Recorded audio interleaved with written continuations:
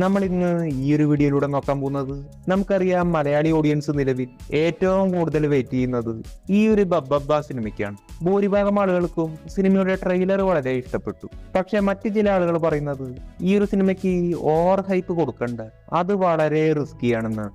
ഈ ഒരു സിനിമയിൽ ലാലേട്ടൻ ഉണ്ടെന്ന് പറഞ്ഞപ്പോൾ പലരും കരുതിയിരുന്നത് ലാലേട്ടൻ വളരെ സീരിയസ് ആയിട്ടുള്ള അങ്ങനെ ഒരു സീരിയസ് മാസ് ക്യാരക്ടർ ആണെന്നാണ്. ദിലീപിന്റെ ക്യാരക്ടർ ഓൾറെഡി ഒരു കോമഡി സ്പൂഫ് ക്യാരക്ടർ ആയിരിക്കുമെന്ന് അവർ ഓൾറെഡി പറഞ്ഞിരുന്നു. ടീസറും പുറത്തുവിട്ടിരുന്നു. ഈ ഒരു സിനിമയും അങ്ങനെയുള്ള ഒരു സിനിമയാണ്, ഇതിൽ ലോജിക് ഇല്ല എന്നും അവർ പ്രത്യേകം പറഞ്ഞിരുന്നു. ഇപ്പോൾ സിനിമയുടെ ട്രെയിലർ വന്നു. ലാലേട്ടന്റെ ക്യാരക്ടർ ഏകദേശം ദിലീപിന്റെ പോലെയുള്ള ഒരു കോമഡി മാസ് ക്യാരക്ടർ തന്നെയാണ്. അങ്ങനെ മൊത്തത്തിൽ ഇതൊരു മാസ് കോമഡി സ്പൂഫ് മിക്സ് ആയ ഒരു സിനിമയാണ്. പലരും കമന്റ് ചെയ്യുന്നത് ഈ ഒരു കാറ്റഗറി വളരെ റിസ്കി ആണെന്നാണ്. പ്രത്യേകിച്ച് നമ്മുടെ മലയാളത്തിൽ നമ്മൾ നോക്കിക്കഴിഞ്ഞാൽ അത് ഏകദേശം ശരിയാണ്. Mass comedy, action comedy, dark humour ഇങ്ങനെയുള്ള തീമുകളെല്ലാം തന്നെ ഹൈലി റിസ്കിയാണ്. ഇങ്ങനെയുള്ള സിനിമകൾ എൻജോയ് ചെയ്യണമെങ്കിൽ ഈ ഒരു കാറ്റഗറിക്ക് അനുസരിച്ചുള്ള അങ്ങനെയുള്ള ഒരു പ്രത്യേക മൈൻഡ് സെറ്റിൽ പോകണം. ഫാൻസുകാർക്ക് വളരെ നല്ലൊരു ട്രീറ്റ് നൽകുന്ന ഒരു ഫെസ്റ്റിവൽ കാറ്റഗറിയാണിത്. നോർമൽ ഓഡിയൻസ് അല്ലെങ്കിൽ ഫാമിലി ഓഡിയൻസിനേക്കാൾ ഫാൻസുകാർക്കായിരിക്കും ഇങ്ങനെയുള്ള സിനിമ കൂടുതൽ എൻജോയ് ചെയ്യാൻ പറ്റിയത്. നമ്മൾ ഈ തമിഴ്, തെലുങ്ക്, നോർത്ത് എല്ലാം നോക്കിയാൽ അവരെല്ലാം സിനിമ എൻജോയ് ചെയ്യാൻ വേണ്ടി പോകുന്നവരാണ്. അവർ ലോജിക്ക് നോക്കാറില്ല.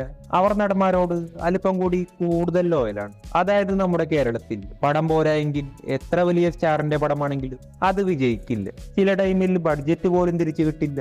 പ്രൊഡ്യൂസർ വീടിന്റെ ആധാരം വരെയും കൊടുക്കേണ്ടി വരും. പക്ഷെ അവിടെയാണെങ്കിൽ അവിടെ ഒരു പടം പോരായെങ്കിൽ അതപ്പോഴും വിജയിക്കാനുള്ള ചാൻസ് ഉണ്ട്. നടന്മാരോടുള്ള ഇഷ്ടം കൊണ്ട് അവർ ആ പടം കാണും. അപ്പോൾ ഇങ്ങനെയുള്ള കാറ്റഗറി അവിടെ വളരെ സ്യൂട്ടബിൾ ആണ്. നമ്മുടെ മലയാളം ഇൻഡസ്ട്രിയിൽ പണ്ടെല്ലാം ആക്ഷൻ കോമഡി, മാസ് കോമഡി അങ്ങനെ പല പല കാറ്റഗറീസിൽ പല പല സിനിമകൾ ഇറങ്ങിയിരുന്നു. ദിലീപിന്റെ തന്നെ ഒരുപാട് സിനിമകൾ. പണ്ടൊക്കെ ഇങ്ങനെയുള്ള സിനിമകൾ മലയാളത്തിൽ വലിയൊരു വിജയം നേടിയിരുന്നു. ഒരു ലോജിക്കും ആരും നോക്കിയിരുന്നില്ല. നമ്മളെല്ലാവരും ഇഷ്ടപ്പെട്ടിരുന്നു. ഒരു ലോജിക്കും നോക്കിയിരുന്നില്ല. വളരെ റിപ്പീറ്റ് വാല്യൂ ഉള്ള സിനിമകളാണ്. എപ്പോൾ ടി വിയിൽ വന്നാലും നമ്മളത് കാണും. ചിലപ്പോൾ അത് പണ്ടത്തെ നടന്മാരുടെ ഗ്രൂപ്പിന്റെ കഴിവായിരിക്കാം, ഡയറക്ടേഴ്സിന്റെ കഴിവ്, ആ ഒരു ടൈം, അങ്ങനെ അങ്ങനെ പല പല കാരണങ്ങളുണ്ട്. പക്ഷെ നിലവിൽ കാലം മാറി. നമ്മുടെ മലയാളി ഓഡിയൻസ് ഇന്ന് പല പല കാര്യങ്ങൾ നോക്കുന്നവരാണ്. ഇന്ന് ലോജിക്ക് നോക്കുന്നുണ്ട്, കോമഡി നോക്കുന്നുണ്ട്, കണ്ടന്റ് നോക്കുന്നുണ്ട്, അങ്ങനെ അങ്ങനെ പല പല കാര്യങ്ങൾ. എല്ലാ കാറ്റഗറിയും ഇന്ന് മലയാളത്തിൽ വിജയിക്കില്ല.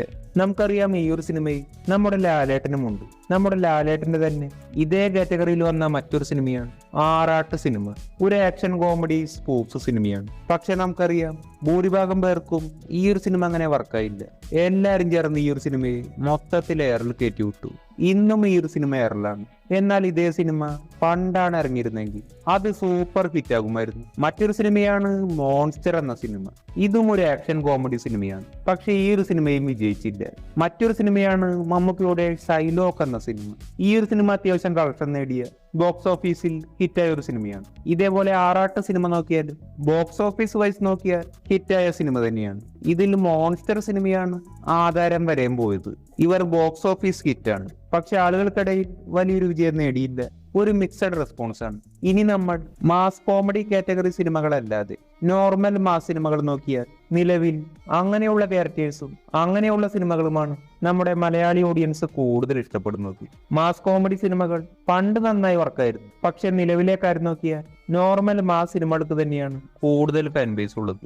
ഈ നോർമൽ മാസ് സിനിമകളും മാസ് കോമഡി സിനിമകളും തമ്മിലുള്ള മെയിൻ ഡിഫറൻസ് എന്താണെന്നാൽ, കോമഡിയുടെ കാര്യം തന്നെ നോക്കിയാൽ ഈ നോർമൽ മാസ് സിനിമകളിൽ കോമഡിയൊക്കെ ഉണ്ടാവുമെങ്കിലും അതൊരു നാച്ചുറൽ ആയിരിക്കും, ന്യൂട്രൽ ആയിരിക്കും. മെയിനായും സിറ്റുവേഷണൽ കോമഡി ആയിരിക്കും. സൈഡ് ക്യാരക്ടേഴ്സിൽ നിന്നായിരിക്കും മെയിൻ കോമഡി. പിന്നീട് പതുക്കെ പതുക്കെ അതൊരു സീരിയസ് ടോണിലേക്ക് പോകും. പിന്നീട് അങ്ങോട്ട് കോമഡി ഒന്നുമില്ല, സീരിയസ് സീനുകൾ. ഹീറോയും സീരിയസ് ആവുന്നു, ടെൻഷൻ ക്രിയേറ്റ് ചെയ്യുന്നു, ഹീറോ എലവേഷൻ സീനുകൾ, മാസ് ഫൈറ്റ് സീനുകൾ, ഇമോഷണൽ സീനുകൾ, അങ്ങനെ അങ്ങനെ പോകുന്നു. ഒരു സീരിയസ്നെസ് എപ്പോഴും ഉണ്ട്. ഇങ്ങനെയുള്ള ഹീറോസുമായി ഓഡിയൻസ് എപ്പോഴും അല്പം കൂടി കൂടുതൽ ഇമോഷണലി കണക്ട് ആവും. സിനിമയ്ക്ക് നല്ലൊരു സ്റ്റോറി കൂടി ഉണ്ടെങ്കിൽ ആ ഒരു ക്യാരക്ടറിന് എന്തായാലും നല്ലൊരു ഫാൻ ബേസ് ഉണ്ടാവും. ഇങ്ങനെയുള്ള സിനിമകൾ ഫാൻസുകാർക്ക് ഇഷ്ടപ്പെടും, ഫാമിലി ഓഡിയൻസിന് ഇഷ്ടപ്പെടും, ക്യാഷ്വൽ ഓഡിയൻസ്, അങ്ങനെ എല്ലാത്തരം ഓഡിയൻസിനും ഇഷ്ടപ്പെടും. ഇനി മാസ് കോമഡി സിനിമയാണെങ്കിൽ ഇങ്ങനെയുള്ള സിനിമകൾ ഫുള്ളി ഒരു സീരിയസ് ടോൺ ആയിരിക്കില്ല.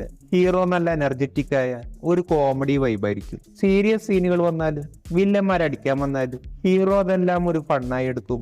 ജോക്കുകൾ പറയാം.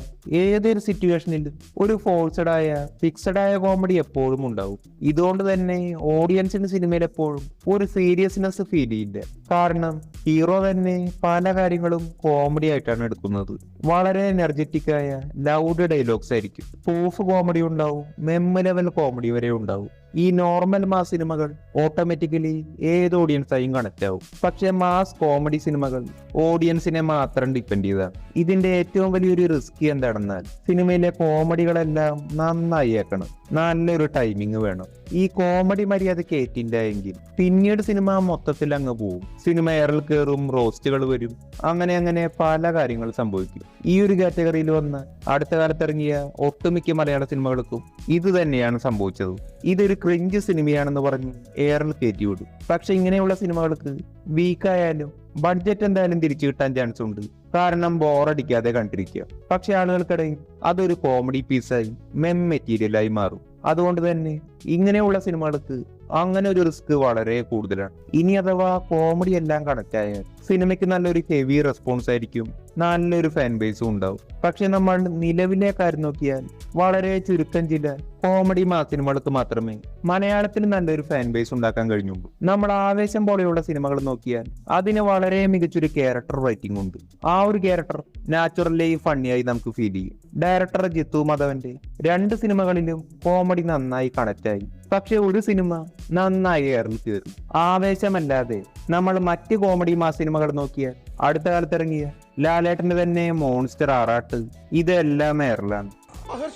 രക്ഷിക്കണം, അയ്യോ വെടിവെച്ച് കൊല്ലും, തോക്കുണ്ട് മുനി, തോക്കുണ്ട്. അനിയത്തി വേഗം വീട്ടിൽ പോയി. മക്കളെ നിങ്ങൾ വിഷമിക്കണ്ട കേട്ടാ, നിങ്ങളുടെ എല്ലാ കാര്യത്തിനും കട്ടയ്ക്ക് ഈ ഗോവണ്ണ വണ്ടി എടുക്കൂ. നിലവിൽ ദിലീപിന്റെ കാര്യം നോക്കിയാൽ ദിലീപിന്റെ കോമഡി പഴയതുപോലെ അങ്ങനെ ഏക്കുന്നില്ല. പല ഓഡിയൻസിനും ഇന്ന് അങ്ങനെ ഒരു മൈൻഡ് സെറ്റ് ഉണ്ട്. മാസ് കോമഡി സിനിമകളല്ലെങ്കിലും ദിലീപിന്റെ കോമഡി സിനിമകൾ പലതും ഇന്ന് വിജയിച്ചില്ല. പക്ഷെ വിനീത് ശ്രീനിവാസന്റെ കയ്യിൽ കിട്ടിയാൽ എന്തായാലും റൈറ്റിംഗ് കൊണ്ട് നിലവിൽ ട്രെൻഡിങ് ആയ സംഭവങ്ങളെല്ലാം കണക്ട് ചെയ്ത് കോമഡിയെല്ലാം മികച്ചതാക്കാൻ ചാൻസ് ഉണ്ട്. നിലവിലെ ചില സിനിമകൾ OTT വന്നപ്പോൾ ചെറിയ രീതിയിൽ എയറിൽ കയറിയെങ്കിൽ തിയേറ്റേഴ്സിൽ നല്ല ഹിറ്റ് ആയിരുന്നു. അപ്പോൾ നമ്മൾ ചുരുക്കി പറഞ്ഞാൽ നിലവിൽ മലയാളത്തിൽ ഏറ്റവും റിസ്കി ആയ ഒരു കാറ്റഗറിയാണ് ഈ മാസ് കോമഡി സിനിമകൾ. ജസ്റ്റ് ഒന്ന് പാടിയാൽ എയറിൽ കയറാൻ ചാൻസ് വളരെ കൂടുതലാണ്. അപ്പോൾ ഓവർ ഹൈപ്പ് കൊടുത്താൽ എന്തായാലും അതത്ര നല്ലതായിരിക്കില്ല. സിനിമ മികച്ചതായി വരട്ടെ എന്ന് നമുക്ക് പ്രതീക്ഷിക്കാം. അപ്പോൾ നമ്മുടെ സെക്കൻഡ് ഹൊറർ ചാനലിൽ പുതിയൊരു വീഡിയോ ചെയ്തിട്ടുണ്ട്. മാസ് സ്കീംസ് എന്ന് സെർച്ച് ചെയ്താൽ നിങ്ങൾക്ക് ഈ ഒരു വീഡിയോ കാണും.